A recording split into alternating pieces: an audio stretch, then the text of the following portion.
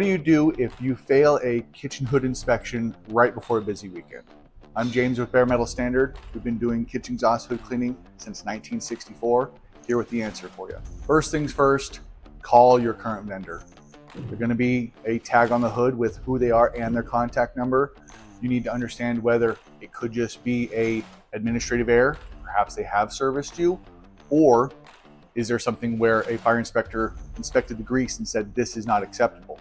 You need to get them down there to explain to that fire marshal, the AHJ, authority having jurisdiction, what's going on and how they are going to be a part of the solution.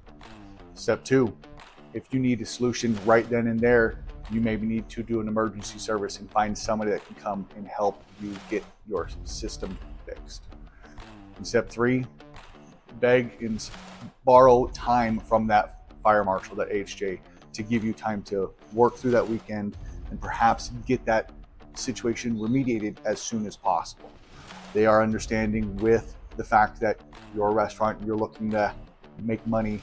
However, if it's too much of a fire hazard, they do have every authority to shut you down.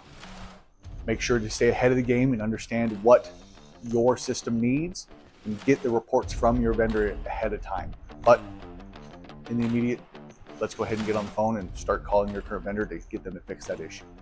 So you're sitting here in the kitchen, can't get a hold of your current vendor, that's where Bare Metal Standard can come in.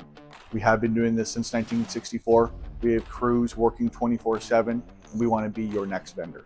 So call us up, we'll get you on that emergency service, work with the fire marshals that we work with every single day to build an action plan to get you fire safe and to keep your kitchen up and running.